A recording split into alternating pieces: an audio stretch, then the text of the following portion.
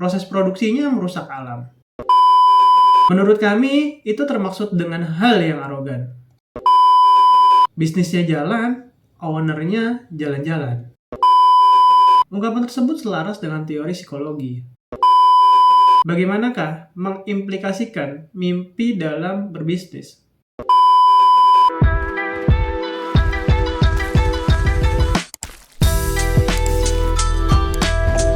Bismillah, hai rekan-rekan semua, kembali lagi dalam video story yang berjudul Nekat Bisnis. Kali ini kita akan membahas mimpiin bisnis atau bisnis yang diimpikan. Jadi, jika rekan-rekan punya keinginan yang sangat diinginkan, terlebih jika keinginan itu sulit terwujud, maka kemungkinan besar keinginan tersebut akan menjadi bunga tidur atau yang lebih dikenal dengan mimpi. Ungkapan tersebut selaras dengan teori psikologi yang mengartikan mimpi sebagai bentuk keinginan dan pemikiran yang tidak disadari. Pada kesempatan kali ini, kami tidak ingin membahas mimpi atau bunga tidur yang dimaksud. Yang akan dibahas adalah mimpi yang memiliki arti keinginan, yakni keinginan dari setiap kita pebisnis. Selain memimpikan bisnis yang dibangun dapat berkembang pesat dan lagi bermanfaat, jauh sebelum itu, rekan-rekan semua pasti punya mimpi akan memiliki bisnis yang seperti apa untuk dimulai. Pada video kali ini, kita akan membahas bisnis Start with Dream atau bisnis bermula dari mimpi. Dimulai dari dua pertanyaan, idealkah bisnis yang dimulai dari mimpi? Bagaimanakah mengimplikasikan mimpi dalam berbisnis? Kedua pertanyaan tersebut akan dijawab dan dibahas dalam video ini. Di sini kami juga akan membahas dan membagikan pengalaman kami memimpikan bisnis dan mewujudkannya. Kami juga akan berbagi hambatan apa saja yang akan ditemukan jika bisnis dimulai dari mimpi. Silahkan ikuti sampai selesai karena pembahasan kali ini akan dibahas secara ringan dan sederhana. Langsung saja kita masuk ke pembahasannya.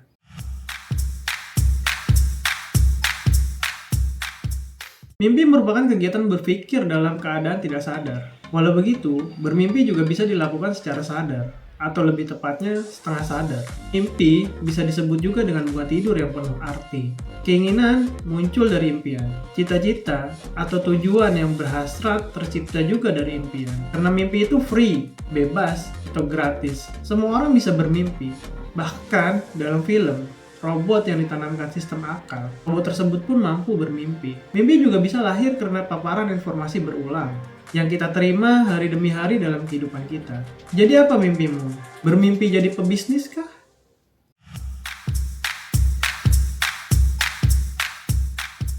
Mimpiin bisnis adalah suatu kegiatan dari keinginan yang sangat diinginkannya oleh calon pebisnis. Sederhananya, kamu menginginkan memiliki suatu bisnis yang kamu maksud itu.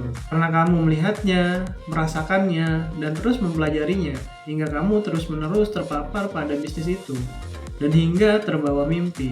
Katakanlah bisnis tersebut adalah rumah makan dengan menu utama bebek goreng yang kini menjadi rumah makan fenomenal dengan pelanggan yang banyak. Itu poin yang bagus. Kamu memimpikan bisnis yang memiliki kebermanfaatan luas.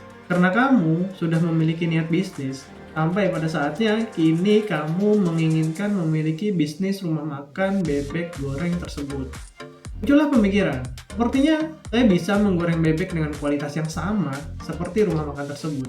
Kemudian, kamu berkeinginan untuk mencari tahu resep atau cara masaknya. Kamu memutuskan untuk sering mampir ke rumah makan tersebut, mengharapkan bertemu dengan tim yang ada, hingga kamu diizinkan bisa mendekat dengan tim masaknya. Di sini kamu akan menggunakan teknik ATM atau ATP, yang artinya amati, tiru, modifikasi, atau ATP. Amati, tiru, plok. Mimpiin bisnis bisa jadi proses paling awal dalam berbisnis. Namun, mimpiin bisnis juga bisa menjadi proses yang terakhir sebelum membuka bisnis. Jika proses mimpinya di awal, maka pebisnis tersebut bermimpi atas dasar emosional yang paling dominan. Dan saat proses mimpi bisnisnya menjadi terakhir, maka pebisnis tersebut bermimpi atas dasar rasional yang dominan. Kalau kami lebih memilih memimpikan bisnis pada akhir proses, sehingga dapat menghasilkan bisnis impian. Walaupun saat ini bisnis impian kami belum bisa ditetapkan, karena masih pada tahapan menggali dan mengumpulkan informasi yang lebih mendalam. Bisnis yang kini sedang kami jalankan sekarang ini merupakan buah dari mimpi kami, walaupun belum dikategorikan bisnis impian. Namun sebelum berwujudnya bisnis ini, kami pernah memimpikannya, pernah menginginkannya, pernah mengkonsepnya. Semoga ke depan bisnis-bisnis yang kita rintis menjadi bisnis impian kita.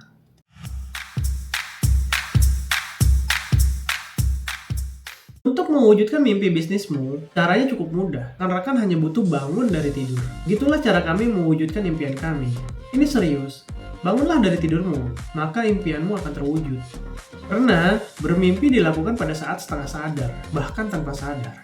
Maksudnya begini, jika kamu sudah menetapkan suatu impian, maka hal selanjutnya yang harus kamu lakukan adalah menyadarkan diri atau bangun. Kemudian review kembali dalam keadaan sadar impianmu itu.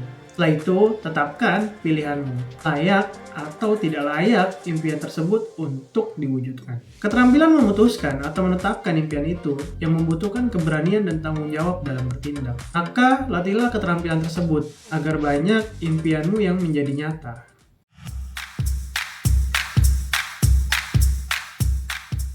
Sadarkah kita, hidup kita ini berdasarkan impian. Tanpa impian, mungkin hidup kita tidak akan bergairah. Sadar atau tidak sadar, kita memiliki keinginan dalam hidup. Karena manusia diciptakan lengkap dengan seperangkat alat untuk berpikir. Keinginan manusia biasanya berbanding lurus dengan rasa kenyamanan atau menginginkan rasa nyaman. Contohnya begini, bisnis selalu memimpikan bisnisnya membuatnya nyaman dalam hidupnya. Memiliki bisnis yang mapan dengan pendapatan yang terus meningkat hingga bisnisnya berjalan dengan sistem otomatis. Pasti rekan-rekan pernah dengar kalimat ini.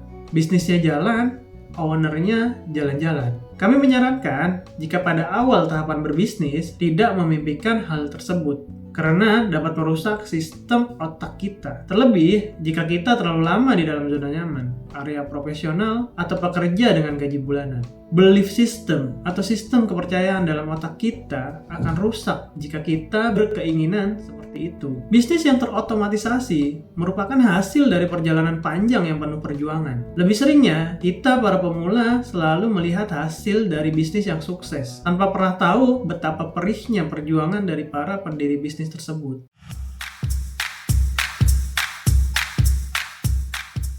Jika kamu seorang yang berorientasi dengan kesempurnaan, maka menemukan bisnis impian sangatlah sulit. Karena banyak faktor yang harus sempurna. Walau sejatinya, kesempurnaan hanya milik Tuhan semesta alam. Saat kita pelajari lebih dalam lagi, tidak ada bisnis yang sempurna.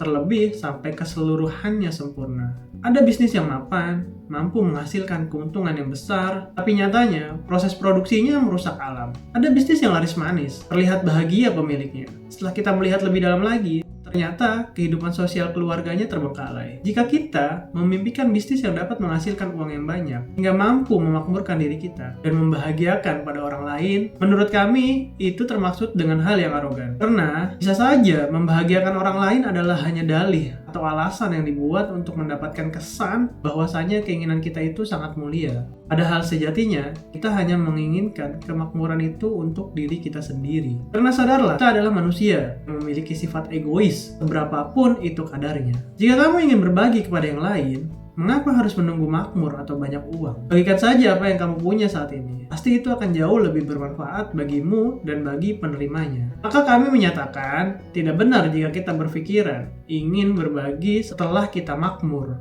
Karena setiap diri kita memiliki sisi egois yang memungkinkan kita tidak akan pernah memikirkan berbagi dengan orang lain. Selain diri kita sendiri yang terpikirkan oleh kita hanya memikirkan pasangan kita, orang tua kita, dan anak turunan kita. Itu pun jarang sekali terlintas. Percayalah, egoismu tidak akan pernah memikirkan tetanggamu, hingga terciptanya tatanan sosial yang berjenjang di kehidupan kita ini, yang disebut kasta.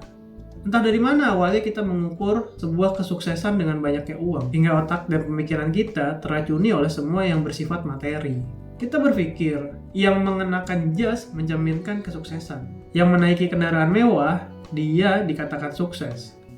Begitulah umumnya otak kita berpikir tentang kesuksesan. Padahal, kesuksesan tidak melulu tentang semua yang dapat terlihat. Karena, tolak ukur masing-masing dari kita berbeda-beda untuk memaknai kesuksesan. Saran kami, impikanlah bisnis yang mampu membawamu bahagia di dunia dan di akhirat. Karena kebahagiaanlah yang menentukan makna suksesmu. Sekian dulu untuk pembahasan kali ini. Semoga bermanfaat dan menginspirasi. Menurutmu, apa ada yang perlu ditambahkan? Silahkan tulis di kolom komentar dan kita akan berdiskusi di sana. Saya Habib Muazim, sampai jumpa kembali dalam cerita selanjutnya. Insya Allah.